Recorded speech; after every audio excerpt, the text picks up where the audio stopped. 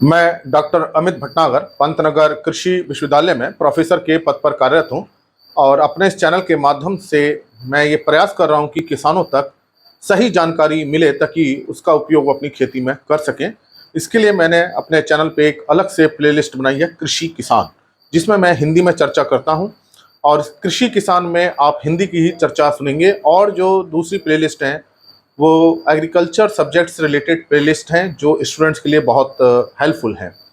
तो हिंदी में जानकारी के लिए आप कृषि किसान प्लेलिस्ट को सुनिए और मेरे इस प्रयास में आप सहायता कीजिए। जो कृषि किसान में जो लेक्चर्स हैं उन वीडियोस को आप ज़्यादा से ज़्यादा लोगों के साथ शेयर करें ताकि उन लोगों को भी सही जानकारी मिले, ताकि वो भी अपनी खेती में लाभ ले सकें।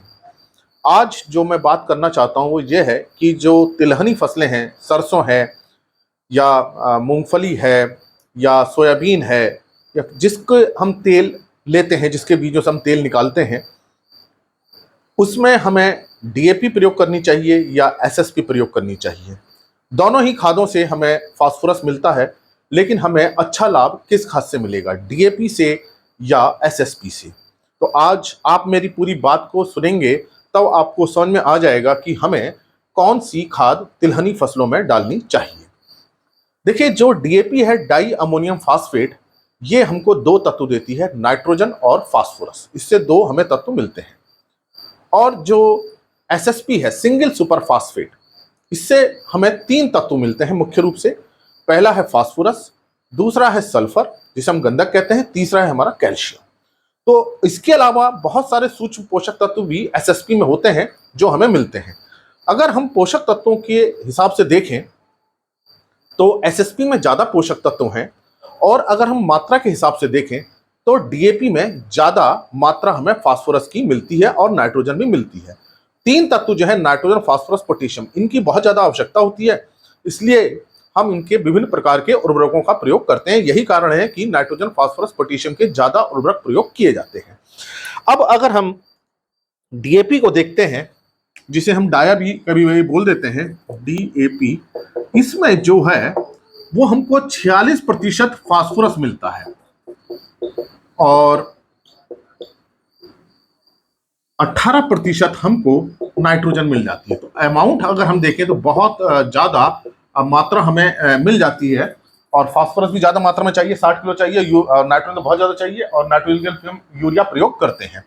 और अगर हम एसएसपी को देखें, सिंगल सुपर फास्फेट इसे हम बोलते हैं, तो फास्फोरस हम देखें तो फास्फोरस जो है 16% है। मतलब इसका 1/3 ही केवल फास्फोरस है डीएपी की तुलना में। लेकिन इसके साथ फायदा यह है कि इसमें 12% जो है सल्फर है, जिसे हम गंधक कहते हैं, और इसमें करीब 20-21% तक कैल्शियम है। और ये कैल्शियम जो है पौधों के लिए तो मुख्य पोषक तत्व तो है ही, भूमि की संरचना में बहुत सुधार करता है, भूमि को भुरभुरा बनाता है, भूमि के कणों को बांधने का काम जो है ये कैल्शियम करता है। तो हमारी भूमि में जो मृदा संरचना को सुधारने का काम, वायु संचार बढ़ाने का काम, जल की मिट्टी की पानी को रोकने की बढ़ाने का काम ये कैल्शियम करता है। तो हमको नाइट्रोजन भले ही नहीं मिल रही है, लेकिन ये तीन मुख्य पोषक तत्व मिल रहे हैं। और इसके अलावा सूक्ष्म पोषक तत्व भी होते हैं जो बहुत सारे हैं और थोड़ी थोड़ी मात्रा में मिलते रहते हैं, जैसे कि लोहा भी मिल जाता है। अब लेकिन हम बात करें, अगर हमारे पास कोई दूसरी फसल होती, गेहूं होता है, धान होता, तो हम डीएपी का प्रयोग कर लेते। लेकिन हमको तिलहनी फसल है, देखिए तिलहनी फसल के लिए हमको एसएसपी का प्रयोग करना चाहिए या हमें प्रेफरेंस देनी चाहिए। मैं ये नहीं कह रहा कि इसी को डालें, इसको ना डालें। अगर आप पे प्रेफरेंस है, अगर पहले एसएसपी है तो एसएसपी डाल लें, अगर एसएसपी नहीं मिलती है तो डीएपी का प्रयोग करें। लेकिन अगर एसएसपी मिलती है तो एसएसपी डालें। उसका कारण यह है कि जो तिलहनी फसलों में जो तेल बनता है वो बनता है इस गंधक सल्फर की वजह से। तो जो तेल बनाने का काम, बीज में जो तेल की मात्रा बढ़ती है वो गंधक बढ़ाती है। तो जो बीज का आकार बढ़ता है वो तो नाइट्रोजन से बढ़ता है। जो बीज आते हैं, फली बनती है, फलियां आती हैं, पत्तियां आती हैं, इन सबको बढ़ाने का काम नाइट्रोजन करता है, जड़ को बढ़ाने का काम फास्फोरस करता है। लेकिन बीज के अंदर जो तेल बनेगा, जिसकी पराई करके हम तेल निकालते हैं, वो जो तेल बनाने का काम है वो गंधक का है। मान लीजिए गंधक की कमी हो गई तो बीज बनेगा, फली बनेगी, बीज मोटा भी रहेगा, लेकिन जब आप तेल निकालेंगे तो तेल की मात्रा बहुत कम निकलेगी। तो अधिकतर ये होता है कि फसल में अच्छी लगती है सरसों की, पत्तियां भी अच्छी हैं, हरी हैं, फलियां भी अच्छी आ रही हैं, दाना भी मोटा हमें नजर आता है, लेकिन जब तेल फ्राई करते हैं तो तेल की मात्रा कम निकलती है, क्योंकि उस बीज के अंदर तेल नहीं बना और दूसरी चीजें बनी। जो तेल बनाने का काम कौन करता है? गंधक करता है। तो अगर हम एसएसपी डालते हैं तो देखिए हमें सल्फर मिलता है, मिट्टी की दशा सुधरती है, सूक्ष्म पोषक तत्व भी मिल रहे हैं, फास्फोरस तो मिल ही रहा है, लेकिन इससे हमें गंधक मिलता है। तो ये गंधक की पूर्ति कर देता है। अब हम देखें दूसरी फसल जैसे गेहूं धान देखें, क्या उसमें सल्फर नहीं चाहिए? उसमें भी तो गंधक चाहिए, क्योंकि ये पोषक तत्व, आवश्यक पोषक तत्व है। लेकिन उनमें जो हमारी अनाज वाली फसलें हैं, चाहे वो मक्का है, धान है, गेहूं है, ज्वार है, बाजरा है, उसमें गंधक की इतनी ज्यादा जरूरत नहीं होती है। वहां केवल वो पौधे को बढ़ाने का काम करता है, क्योंकि उनके बीजों में तेल नहीं होता है। यहां क्या है, बीज के अंदर तेल भी बनना है, तो गंधक की आवश्यकता बढ़ जाती है, सल्फर की आवश्यकता बढ़ जाती है। इस कारण से अगर हम इस उर्वरक को प्रयोग कर लेते हैं तो हमारा काम बन जाएगा। हमको फिर बाहर से सल्फर नहीं देना पड़ेगा, जो आप बाहर से खरीद के देते हैं वो एक्स्ट्रा जो आता है वो आपको नहीं देना पड़ेगा, यहीं से इसकी पूर्ति लगभग हो जाएगी। तो आपका एक खाद से ही कई काम बन जाएंगे। तो एसएसपी अगर आप दे देते हैं तो उसमें तेल की मात्रा बढ़ेगी।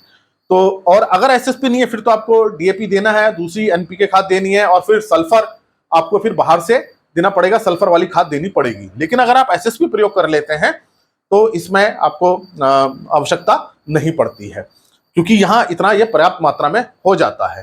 तो आप जब तिलहनी फसल उगाएं, चाहे सरसों हो, चाहे वो सूरजमुखी हो, चाहे वो कुसुम हो, जिससे भी आपको तेल निकालना है, तिलहनी फसलें जितनी भी हैं, उसमें आप बुआई के समय ही आपको प्रयोग करना है। ये आपको बुआई के समय ही डालना है, और इसको जब आप डालेंगे तो फिर उसके बाद आपको सल्फर देने की, बाहर से फिर गंधक देने की आवश्यकता नहीं है। यही गंधक पौधे के लिए प्राप्त हो जाएगी और तेल की मात्रा बढ़ेगी। तो बीज भी अच्छा बनेगा। सल्फर तो चूंकि हर काम में काम करता है, पौधों में तो सहायता करता है, तेल की मात्रा को भी बढ़ा देता है। तो जब भी आपके पास एसएसपी खाद हो तो आप एसएसपी खाद को पहले प्रयोग करें, और अगर मान लीजिए एसएसपी नहीं मिलती है तब आप डीएपी का प्रयोग कर सकते हैं। तो यहां केवल आपको फास्फोरस मिलेगा, नाइट्रोजन और फास्फोरस के लिए फिर आपको अलग से खाद देनी पड़ेगी। तो नाइट्रोजन आप यूरिया से दे सकते हैं, और पोटाश के लिए आप म्यूरेट ऑफ पोटाश एमओपी का प्रयोग कर सकते हैं। लेकिन आपका प्रयास यही होना चाहिए कि हम एसएसपी को दें, ताकि उसके अंदर, बीजों के अंदर तेल की मात्रा बढ़े।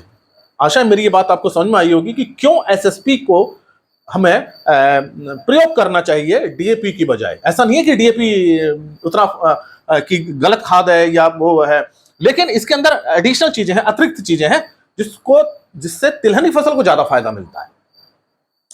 तो ये बात आपको समझ में आई होगी, और इन वीडियो को ज्यादा से ज्यादा लोगों को शेयर करें, ताकि उनको भी ये लाभ मिल सके, ये जानकारी मिल सके कि एसएसपी के अंदर गंधक होती है, जो तेल की मात्रा, बीजों के अंदर तेल की मात्रा बढ़ाने का काम करती है, जिससे तेल ज्यादा निकलता है फ्राई करने पे। फसल तो अच्छी होती है, तेल की मात्रा भी बढ़ती है। तो इसी तरह के वीडियो आप देखते रहिए कृषि किसान प्लेलिस्ट में, और लोगों के साथ भी शेयर कीजिए। अगर चैनल सब्सक्राइब नहीं किया है तो सब्सक्राइब कीजिए। धन्यवाद।